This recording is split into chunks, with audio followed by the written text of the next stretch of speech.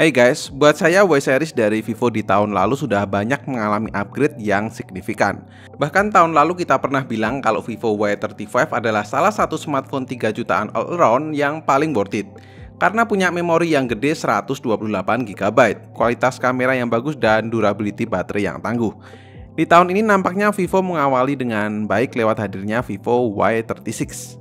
Vivo Y36 kali ini punya slogan baru yaitu gaya sultan performa jagoan. Emang betul dari segi desain Vivo Y36 yang mengusung dynamic glass design memberikan kesan yang mewah dan premium, khususnya untuk range harganya.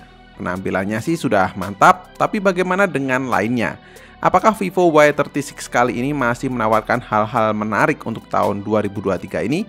Oke, tonton videonya sampai habis ya. Karena desain jadi fokus utama, maka lebih baik kita bahas di sisi ini dahulu. Pertama kali lihat Vivo Y36 memang langsung keinget dengan seri terdahulunya yaitu Vivo Y35. Namun setelah dipegang jadi feel-nya beda. Kesan premium langsung hadir di finishing backcase-nya. Dynamic glass design ngasih tampilan pola garis yang sederhana namun tetap memberikan kesan mewahnya. Lekukan pada frame pun juga punya finishing yang halus jadi digenggam tetap nyaman. Dengan finishing fluorite edgy dan sertifikasi IP54 membuat bodi belakangnya tuh nggak mudah ninggalin bekas jari ataupun goresan, serta aman akan cipratan air dan debu. Sedangkan di kamera belakang juga tetap membawa dynamic dual ring dengan fantasy frame. Ini juga menambah tampilan Y36 semakin premium. Saya cukup menyayangkan desainnya yang cukup gede ini aja. Di satu sisi framenya yang lebar ini membuat kamu bisa ngaca sih. Hehehe. Balik ke depan, layar berukuran 6,64 inch Full HD IPS refresh rate 90Hz dengan punch hole tepat di tengah. Tampilannya oke ya, dengan bezel yang tipis pula untuk smartphone di pasar 3 jutaan. Serta punch hole-nya juga kecil atau Vivo menyebutnya Ultra O-Screen. Kualitas layar memang masih IPS, namun buat saya sudah cukup untuk daily activity. Untuk di luar ruangan juga ternyata sudah cukup, walaupun memang nggak terlalu vivid. Aktivitas sosial media atau meluncur di browsing juga nyaman berkat refresh rate 90Hz yang bisa kamu pilih sesuai kebutuhanmu. Refresh rate 90Hz ini juga lumayan ngebantu nih di sisi performa. Nah, kalau di performa tentu selain SoC, adanya RAM dan ROM juga ngebantu multitasking. Jadi bisa sinergi dengan baik. Kalau kemarin Vivo Y35 kita bilang udah dibekali memori yang besar, sekarang Vivo Y36 ini dibekali memori yang lebih besar lagi dengan 256GB ROM dan 8GB plus 8GB extended RAM. Dengan begini mau ngerjain beberapa aplikasi pun bisa dilibas sama Vivo Y36. Mau split screen juga bisa, atau small window kayak gini juga bisa nih. Sayangnya untuk small window terbatas di aplikasinya. Storage 256GB juga gede banget dibandingkan dengan smartphone di kelasnya. Saya pikir kamu jadi nggak perlu tambah memori eksternal deh kalau kayak gini. Karena ini udah bisa nampung 2 kali lebih banyak data di HP kamu. Dan terbukti, memori sebesar ini jarang banget ada di smartphone kelas 3 jutaan. Tapi sekalipun kamu masih kurang, di Vivo Y36 disediakan slot memori eksternal up to 1TB. Dah puas tuh nyimpen banyak file. Dan lanjut, yang tidak boleh terlewat tentu bagian kameranya. Vivo Y36 punya setup dual kamera, yaitu 50MP main kamera dan 2MP bokeh kamera. Dan untuk kamera depan ada 16MP front kamera. Dimana hasilnya untuk kelas smartphone 3 jutaan menurut saya punya dynamic range yang cukup luas, SDR-nya mampu menanganin backlight, dan detailnya pun juga cakep. Khususnya kalau kamu pakai mode 50MP. Buat jepret momen gitu juga autofokusnya cepet, mau di dalam atau di luar ruangan hasilnya juga cakep.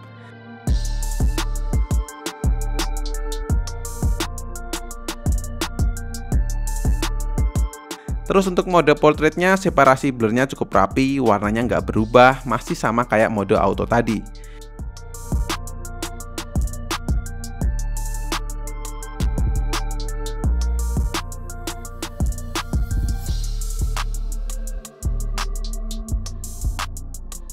Selain itu kamu juga bisa bermain dengan mode bokeh flare portrait, dimana hasilnya bisa ngasih efek lebih estetik.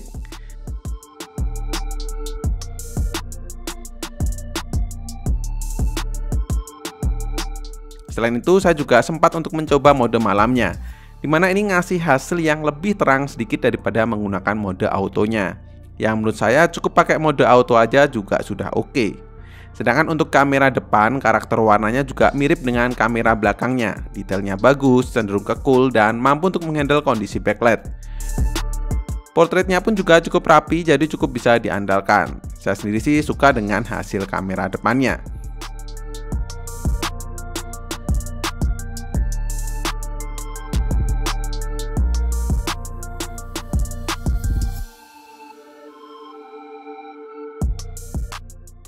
Lalu untuk hasil videonya, walaupun hanya bisa merekam hingga 1080p 30 fps saja, namun hasilnya juga sudah cukup smooth dan punya warna yang lebih natural. Jadi kalau mau kamu poles masih bisa tuh.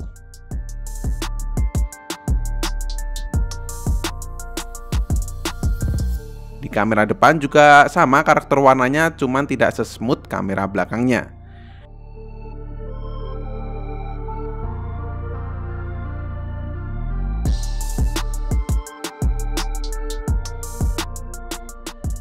Tapi karena adanya ultra stable video, menurut saya ngebuat kamera di smartphone ini berguna banget, terutama untuk orang-orang yang suka bikin video estetik.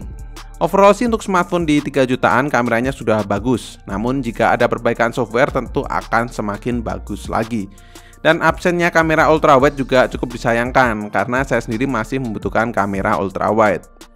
Dan nggak komplit dari tadi kalau nggak ngomongin soal performa tapi nggak ngetes SoC-nya ya. Vivo Y36 ini dibekali Qualcomm Snapdragon 680 dengan fabrikasi 6 nanometer. Sebenarnya di atas kertas, prosesor ini tuh bukan sebuah prosesor yang powerful banget, apalagi untuk game kompetitif. Namun secara daily use kayak buat sosial media dan sedikit untuk main game sudah bisa banget. Contohnya ketika saya pakai untuk main game PUBG Mobile. Settingannya bisa dapat balance medium atau smooth high.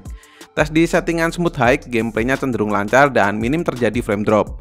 Touchscreen responsif, gyro tidak delay dan responsif. 30 menit bermain, baterainya berkurang 6% dengan suhu naik ke 39 derajat Celcius. Masih cenderung adem dan sama sekali nggak terasa panas.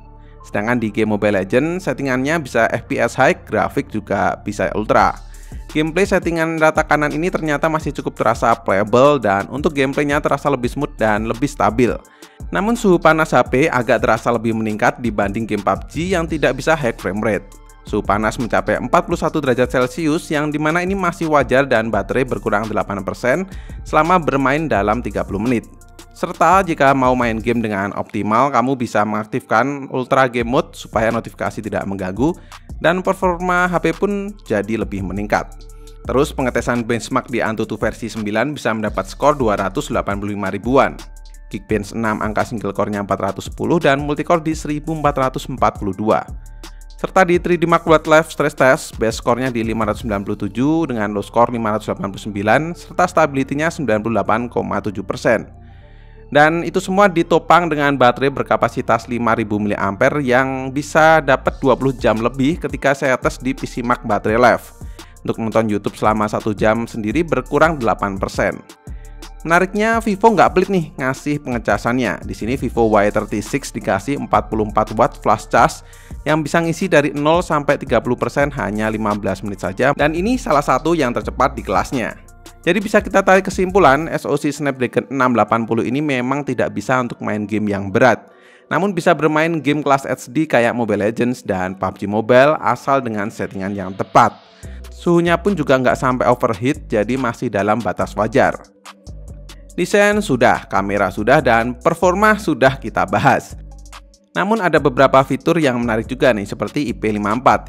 Ya, Vivo Y36 ini sudah ada sertifikat IP54-nya untuk water splash dan dustproof. Yang minimal smartphone ini tuh tahan cipratan kalau misal kena air hujan. Dan adanya NFC multifunction yang bisa support untuk akses card dan NFC device lainnya, yang dimana di Vivo Y35 tuh absen. So, kesimpulannya, Vivo Y36 sebagai smartphone 3 jutaan menurut saya masih bisa banget masuk rekomendasi kamu jika lagi nyari smartphone baru. Dengan pengisian cepat 44 watt flash charge, baterainya yang irit, terus desain baru yang lebih cakep, adanya RAM 8GB plus 8GB extended RAM, memori yang gede banget 256GB ROM, serta nggak ketinggalan hasil foto dan video yang bisa kamu andalkan ketika lagi traveling. Minusnya cuman nggak ada lensa ultrawide saja. Dan kalau di awal tadi saya nyebut gaya Sultan performa jagoan, ya bisa dibilang seperti itu. Walaupun memang nggak sampai yang untuk main game kompetitif ya. Jadi buat kamu yang tertarik untuk beli smartphone ini bisa langsung cek link yang ada di kolom deskripsi. Dan cukup sekian untuk video kali ini. Terima kasih banyak yang sudah nonton sampai akhir. Koko undur diri dan kita ketemu lagi di video selanjutnya.